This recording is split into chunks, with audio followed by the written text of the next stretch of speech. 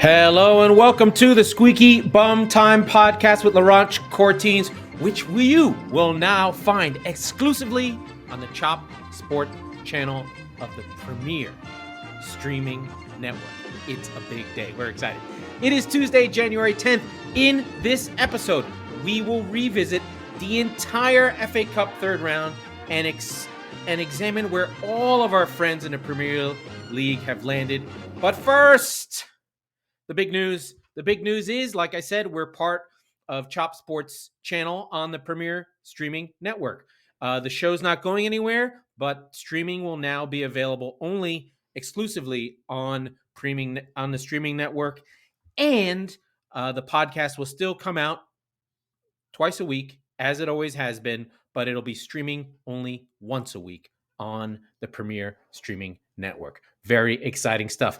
And other news, Mike Salerno, my dear friend, is on hiatus. He's taking his responsibility as a dad much more seriously. He's got a lot to do, and he hasn't been able to watch as much football as he would like. So I'm going to ride solo for the time being until he has a guest spot he wants to do, or he's always welcome. I love him forever. He did this show with me. He wanted to give it a shot.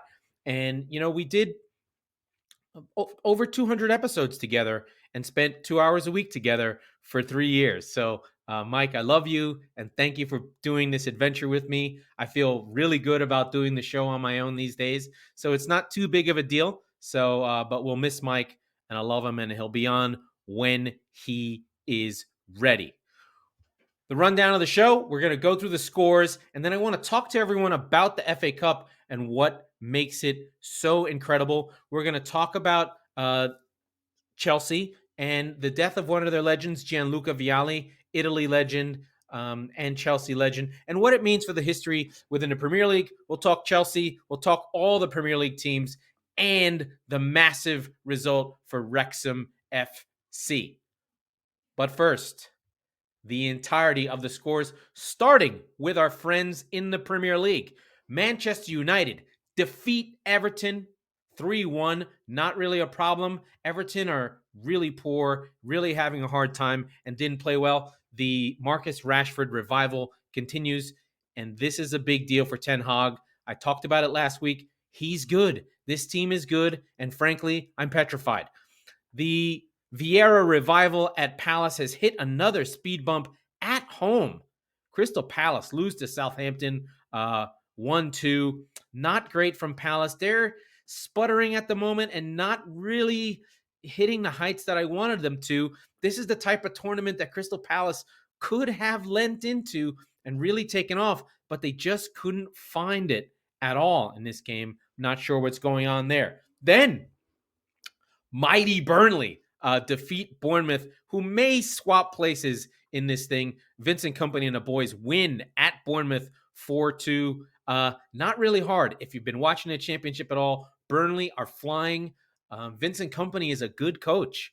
He's taken his team, he's taken limited resources, and he's really got them flying. And I think we said this a while ago, the difference between the bottom 10 teams in the Premier League and the top 6 in the championship usually is pretty close. It's not that different, especially when you're looking at a relegation team like Bournemouth and between Burnley, who just came down. The closer they are to when they were there, the difference.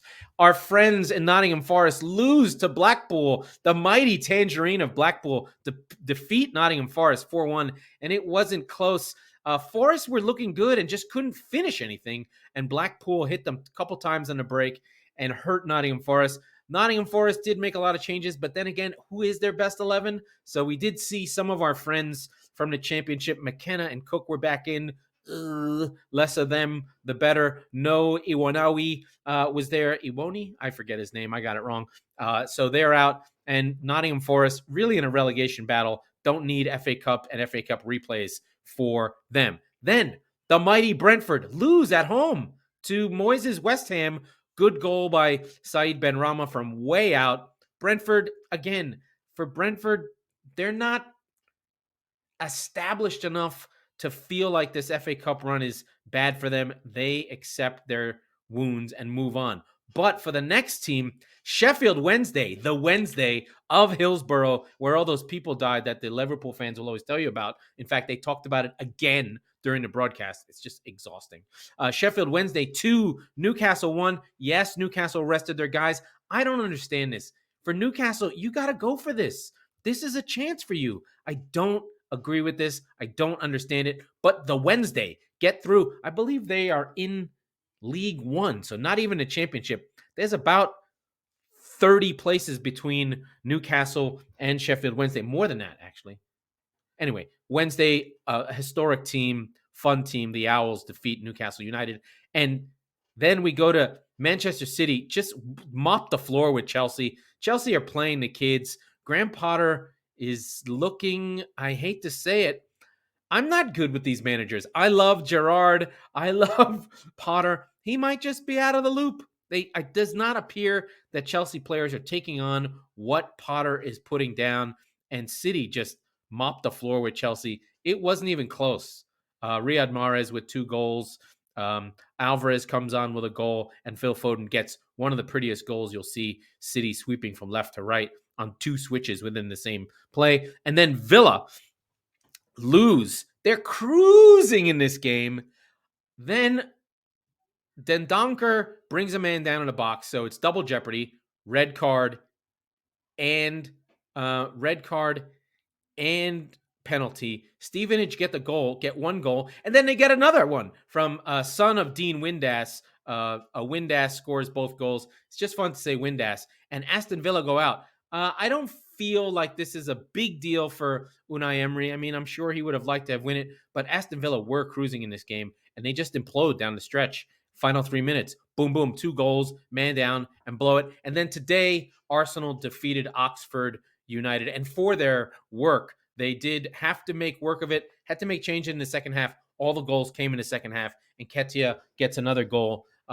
For their work of defeating mighty Oxford, they do get Manchester City in the next round. So in the next month or two, City is going to play Arsenal 3 times. We have a lot of time to see our friends from Arsenal very, very often. But let's go to the rest of the results. There's more. We took this tournament is big, and there are a lot of teams, and I mean a lot. So let us go through some of these other teams. Let's go through the rest of them. Preston defeat Huddersfield. Preston North End. I don't know where the North End is, but it is Preston. Huddersfield. James Picard, Captain Picard's hometown. They lose under the new coach. Not the same as the old coach. Reading defeat Watford. That is a suburbs of London derby. Tottenham defeat Portsmouth. That was not a loss. So Tottenham do continue. This game had 2 shots, one of them from Harry Kane. Very nice. Leicester defeat Gillingham. Not a problem for Leicester. They get their goal. They move on.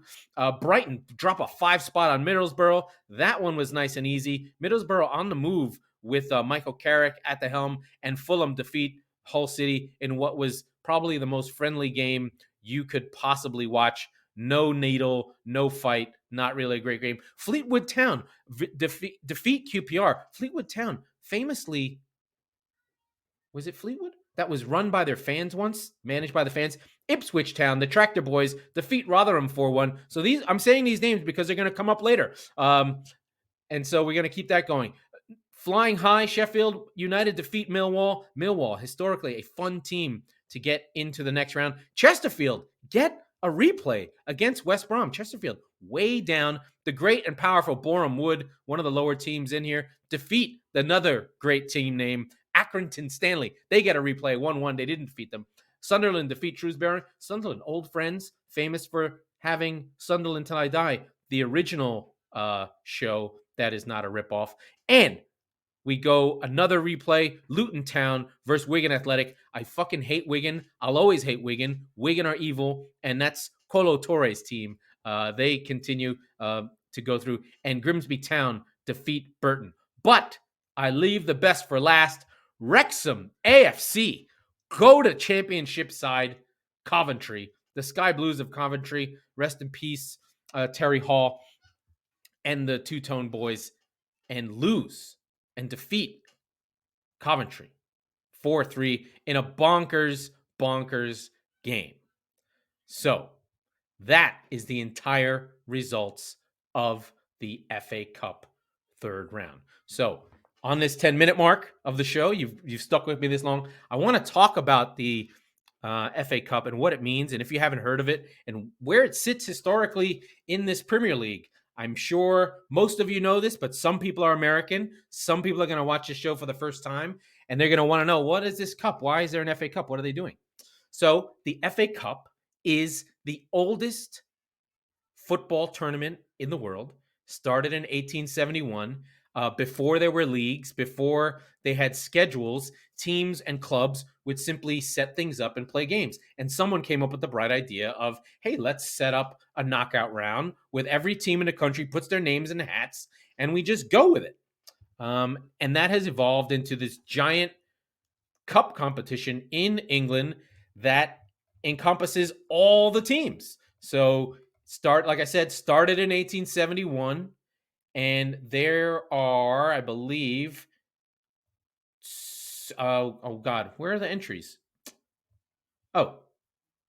732 teams in this tournament. So it's like taking all the basketball teams, all of AAU, all of the NCAA, all down to Division III, all of the NBA, and saying we are going to have a cup with single game elimination. And I think if you did that, you actually might have a really cool tournament, because some weird team, especially with single elimination, would be the team. And so there are 11 rounds. So it starts very early. And the early rounds are really weird. Like, you can get into the FA Cup because a team doesn't have a team or misses a payment or something like that, where teams can just kind of get in.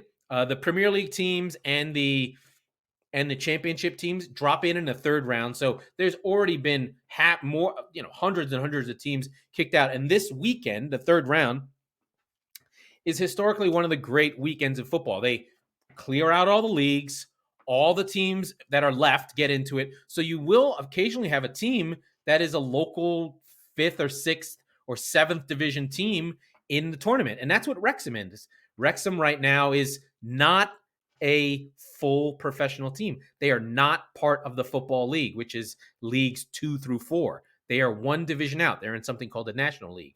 So for them to beat the second division below the Premier League, Coventry, is huge. There are like 95 places between them. So it is a fantastic tournament that meant a lot more through most of its history. It was a big deal. If you won it, it mattered. And it only in the last 15 years or 10 years has taken a little less value. And one of those reasons is money. The money in the Premier League is so huge. Just to give you context, I believe if you win the FA Cup, it's worth $30 million, maybe $10 million. And if you are simply in the Premier League, you get $150 million just for being in it one season. So just to give you context of why teams don't fight for these things or why being in the Premier League is so important. Now, for lower league teams, it's still really valuable, and getting through it is a huge, huge deal. Like, you get a game where you share the gate with Manchester United and you are, Boreham Wood. That's huge. You've completely changed your season. You've completely made a transfer window. So teams live off, especially the lower league teams, they do live off the FA Cup. And if you win the FA Cup, you do get put into the Europa League, which is a European competition. There used to be something called the Cup Winners' Cup, which essentially was like the Champions League, but only for teams that won their country's cup. But they've scrapped that and put it all together. It used to be called the UEFA Cup. Anyway, it's cool. There is a romance to it. There is a magic to it. There is some fame and power to it. It's just a really cool thing that has so much history. It predates the Premier League. It predates the league. And it for a lot of people, especially in England, it was the only day of televised soccer. You people don't know this, and most people don't know this. There's not a lot of televised soccer in the UK. So for a lot of people, FA Cup games, FA Cup finals were the only game you could watch. They were the only ones on television. So some of the games are massively famous. The most famous being Hereford versus Newcastle, I believe in just have to look at that. Yeah, Hereford United versus Newcastle 1971-72. That you'll just hear about it forever. Ronnie Radford's goal, the fans go on the pitch. It's great to watch it because all the fans are wearing like green military surplus jackets. A really good, cool video to watch because they have to clear the pitch after the goal. The game continues, and it's a really amazing snapshot of what this thing meant. So they were non-league. Hereford, named after the bull and the cow. You can still see it on their logo. Very cool. Very fantastic little story. Worth looking up. Another team that was a giant killer for years and years and years, Yeovil Town, have a record of 20 wins against non-league teams. Yeovil, I have been there. Yeovil's a tiny, tiny, tiny coastal town in the middle of nowhere, and they are famous for taking teams out. Lots of great little stories about it. It's less so now. And, the big teams have won most of them. So Arsenal have 14 wins. United have 12, Chelsea with 8, Liverpool 8, Spurs have 8, but haven't won since 91. I like to kick it to the Spurs heads. Villa last one in 57. Newcastle last one in 55. It's the last title they won. City coming up on the rail. We last won it in 19 against Watford. So just a lot of great history, and I hope that people find it fascinating and interesting. Look it up. Find out about the FA Cup. It's a hoot. It's fun. When your team wins, it matters. When they don't, it's less interesting. But I do want to now stop onto the giant killers that we're working through, and that would be Wrexham FC. Wrexham FC have come on strong of late because of Ryan Reynolds and McElhaney from It's Always Sunny in Philadelphia, Rob McElhaney. They've come on and bought the team.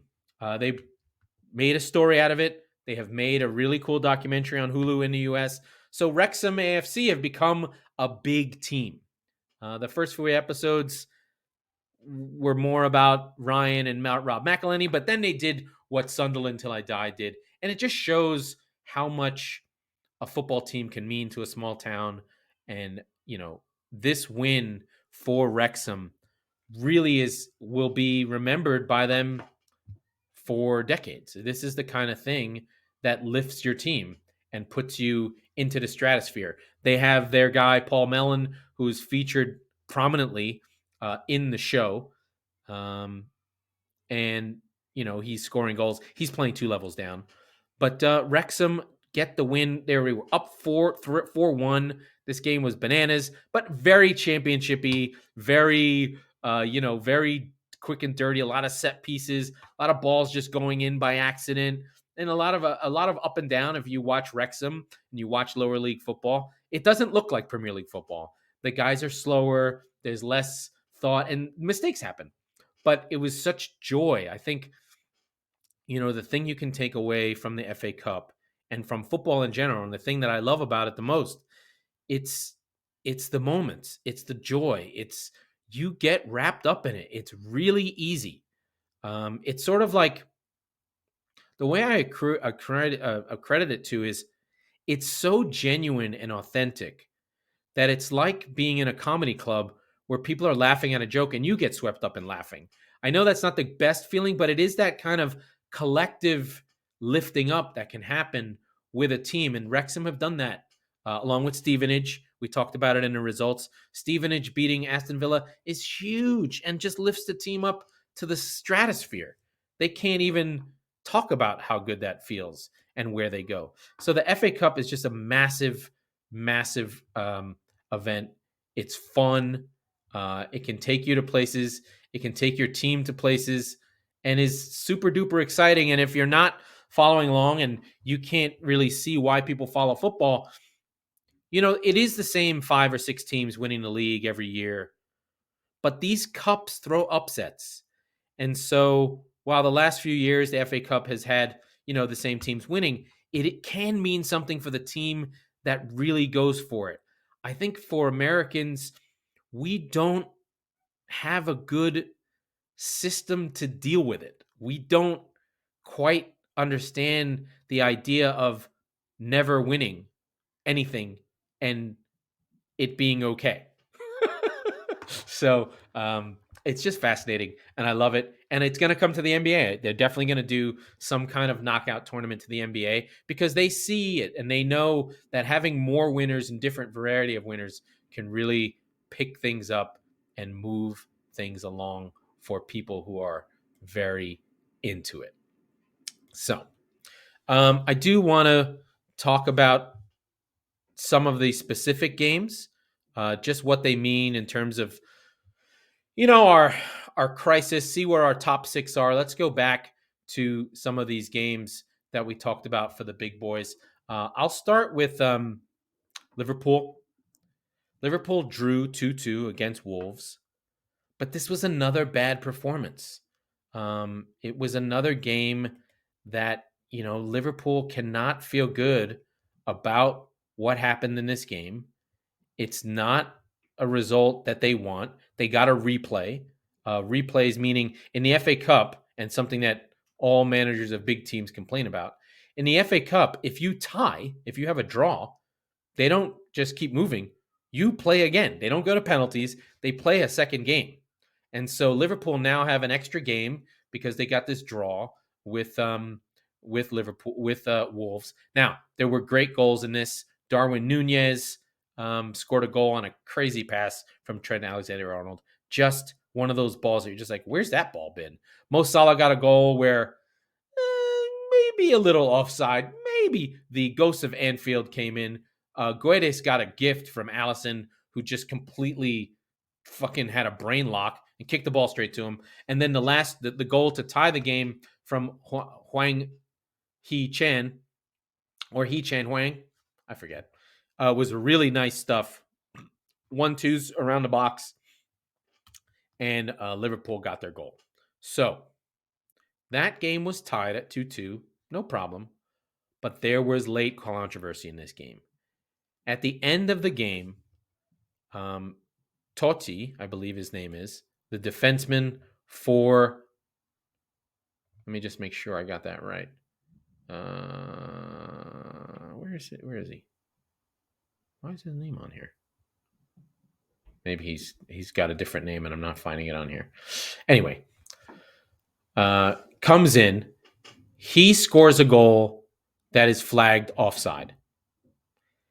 And this game's supposed to have VAR, but they can't check it or review it because they don't have a camera angle, because they pushed in too hard on the video replay and they couldn't check it. So goal didn't stand. So literally, Anfield, Liverpool get through this game that they don't want to play. They would have much rather lost this game, to be fair, because they'll probably beat Wolves the second time. They get a call because the camera didn't see it and they couldn't check it. So they should have lost this game 3-2. Liverpool fans cannot feel good about where they are. They still can't defend. They're having the same problems we've been talking about all season. And they put their big boys in. Henderson, Fabinho, Thiago, Gakpo, Nunez, Salah, TAA. This was their best 11. And it was still bad. I think Klopp at home wanted to win this game. And they still get a replay. They should have lost. There's just no ifs, ands, or buts about it. It is absurd that they did not get this goal called. It's just shocking. Yeah, his name's Totti. I don't know why his name's changed there. It's one of these Brazilian guys who's got like 5 names, and then they just go, oh, yeah, he's Portuguese, and they just call him Totti. Oh, of course, he plays for Wolves. Of course, he's Portuguese. Anyway, it's absurd. It was in the 82nd minute. Should have never happened, and they get to keep playing, and they get another game. So crazy on that one. I'll go to Everton Man United just because David De Gea had a terrible howler in the near post that he allowed Connor Cody to score a goal. But then again, Marcus Rashford with a couple of really nice passes, set up one, scored one, just cruising for United at this point. That was on Friday. Just really, really good. Again, United cruising, United killing it, United scary, United on the march. I don't like it. I don't want it. It scares the crap out of me. Anthony scored as well. Just one of these things where United are cruising, Everton are not. I don't think that this is going to kill Frank Lampard, but you can't keep losing because the team will turn on him. But it was a dominant performance, but still from United, but still a little scary. The other one is around Chelsea. Again, as usual, narratives never revolve around the great and powerful Manchester City. We are just the foil for stories. In this case, Chelsea just had nothing. They just had nothing. They're terrible right now. And I don't know. And I want to defend Graham Potter because, everyone knows I love him. But there's nothing there. I mean, Chelsea are injured, sure. Chelsea have a long history. Have a long history of having difficulty with coaches. I mean, they got Tuchel fired. They have not been easy to be the coach of. Part of that was Abramovich, but I can't imagine that the culture of the team has changed so much, and I know I'm repeating myself, has changed so much that the players don't still behave in that way. I just don't see it. All the goals are on City side. Mahrez, Alvarez, Foden, and Mahrez again. Just no problem. Easy peasy. 3 goals in the first half. This game was done and dusted. Now, did Chelsea play their best group? No. But they played some of them. The defense of Chalobah, Humphreys, Koulibaly, and Lewis Hall, sure. But who they had been playing have been terrible. So what are they supposed to do? Play Cucurella again? Play 38-year-old Thiago Silva again? No, they had to play their guys. They played young kids. Koulibaly has been a signing that's been terrible. I'm sure Angela can tell us about Koulibaly, her friend from Napoli. But I think they let him go for a reason. Napoli don't let players go unless it's time and they get a good deal. So they got a good deal, and he's on the back end. City play their second string. On the bench is Stones, Ake, Cancelo, Gundogan, Haaland, Kevin De Bruyne, and now the incomparable, undroppable Rico Lewis, who completely has taken over City. I don't understand it. And guys who haven't played. I mean, frankly, I haven't seen Sergio Gomez play for City since the 3rd week of the season. So, but City did get like 2 left footers on the left side, and then Akanji's been playing all season. Walker had a good goal. But this isn't about City. City just make everyone look terrible. But Chelsea are really, really bad. They had 1 shot on target. 1.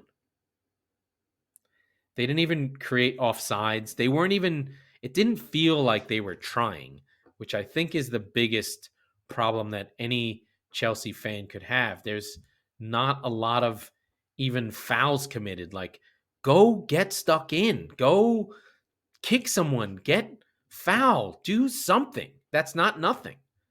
And don't do something stupid. Like, Kai Havertz got a penalty called on him. He sticks his hand up in the air in the penalty box. But this is about Chelsea. I think the next month is going to really decide where Graham Potter is. And I don't know if Bowley understands this. Without the fans on side, they will demand that he's fired. It's not like baseball. It's not like the NFL. The fans will turn on you. It's not the same. They have a third estate. It's not just the players and the owners. The fans count. Ask any of those people who signed up for the fucking Super League. It's just not going to fly if nothing is moving the right direction. And Graham Potter might be too chill for Chelsea. It's possible. I really like him. I don't want him to fail. But it might be that he's just not going to make it. He's not going to make it. I do want to talk about, before we get into the draw for the next round, I do want to talk about Gianluca Vialli. He was a player, and this has actually really got into the performance of Chelsea, that the players didn't even recognize that they should honor Gianluca Vialli. Gianluca Vialli was a Italian striker. He had played at Sampdoria, won the league, won the Champions League at Juventus. So a big player. When before the Premier League, the biggest league and most vital league in the world was the Italian league. Berlusconi revolutionized television deals, and so the money flowed to Italy. The best league in the world was the Italian league, and that has, over the last 15 years, really been in the Premier League. But there was a moment when the Premier League had just started, sort of before the Bosman ruling, around the Bosman ruling, which sort of made players fly around everywhere, that there was a contingency of Italian players who came specifically to Chelsea, and they changed the culture of the club. As you list, if you watch the ESPN FC show, Craig Burley and Frank LeBoeuf often discuss this idea that the Italians came in with a level of professionalism that, the English players just didn't even understand or know about. So they were fit, they were working out, they weren't drinking, they had discipline. So both Gianfranco Zola and Vialli come in together along with Roberto Di Matteo, and they bring a different level of play that the English didn't understand. And that mix and that cross culture that came into Chelsea really is kind of the beginning of the revival. Prior to this era, this mid-90s era, Chelsea were just another team in London. They had been relegated within the last 10 years. They were more known for violence and Chelsea headhunters, but it's Zola and Vialli and Mark Hughes and Dennis Wise who come in, although Dennis Wise is much more of a street fighting traditional English. But if you look at it, before they come in, the 6 seasons of before the Premier League, they finish 11th, 11th, 14th, 11th, 14th, 11th. That nothing's there. Vialli comes in, they finish 6th. They win an FA Cup. They win 2 FA Cups. I'm pretty sure they won a European Cup. And they haven't finished. I mean, that one season with Mourinho and now this season, they hadn't finished outside of the top 6 for 25 years or 30 years. I mean, 25 since 2000. They, in 96, 97, they finished 6th. And then they finished in the top 10 all the way through. So it's their arrival. It's Gianluca Vialli's arrival that signifies modern Chelsea. And this is a man who died. He had cancer. He died at 58 years old. He's well loved. He'd stayed in London. An important player in Premier League history. He actually took over as the player coach of the team. I believe I'm going to check right now just what they won under him. Gianluca Vialli. I should have known this. They definitely won an FA Cup, and they definitely won a European Cup Winners' Cup. I'm almost positive of that. I want to triple check. And he won a Euro with Mancini as a coach. So he's a massive player. Yeah, let me see. As a player with Chelsea, right? They win the FA Cup, they win the League Cup, and the Cup Winners' Cup. So 3 trophies: League Cup, and then FA Cup 96, 97, then League Cup and Cup Winners' Cup. So they do a double. They do a minor double of the League Cup and the Cup Winners' Cup. But that's a big deal. So, like I said, they won the FA Cup, and then they win the tournament of all cup winners. But he had done lots of winning. Won the Champions League with UEFA, with Juventus, Coppa Italia, Serie A, a winner, a real winner, and a good manager. His last managerial stint obviously didn't go well. He was at Watford, but he managed Chelsea for 2 years. They were okay, and he showed something. And he was scoring double-digit goals in Serie A when you could not score double-digit goals. It was really hard. And he was on the world famous World Cup FIFA Italia 90, which is sort of like the first marker in modern football. But very interesting man, very kind man. All the stories show what a good dude he was. And I happened to be in London when he came to the team. And I do remember my girlfriend's friends being over the moon with Chelsea winning the FA Cup. For them, this was a huge deal. And Vialli brought them that. So if you don't know this about players, and I think I discussed it in the previous episode, the players on your team who are there when you win a trophy of any kind, and that's why the winning matters. Like, I know Spurs fans don't want to hear this. Winning those cups matters. The players that are on the team when you win a cup become legends. They're seared into the team, especially when it's all about, especially when it's the first time it's all about the moment. You know, Chelsea have had a bad run. Havertz has gotten killed. Why do Chelsea fans give Havertz a pass? Scored the goal in the Champions League final. You can live off that. Why is Maradona famous? Scored 2 goals against England, the hand of God. It's all about the moment. And so Vialli lives in a moment for Chelsea as the beginning of Chelsea. And then Abramovich comes 10 years later and the whole thing just goes. So very important we say adieu to Mr. Gianluca Vialli and what he meant to Chelsea. So some of these things are bigger than just the event. The man encompasses a moment. So that's why these players matter. Now, let us go to the FA Cup draws. FA Cup draw, always a good time. So if we don't know this because we're outside of this, the FA Cup does something that's very fascinating. We don't do seeding in England. We don't have weighted seeding. We simply put balls in a bag. They have a show, and they pick the balls out, and that's who you play. So they do a lottery for who plays who. Just stepping away for a second just to get some internet juice going.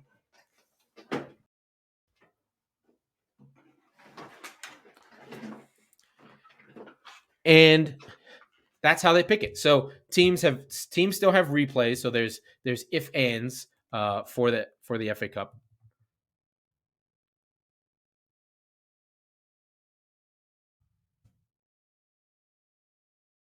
And I'm going to run through them before we say adieu to this. So 4th round picks, here we go. Here's the full draw. Preston North End get Tottenham.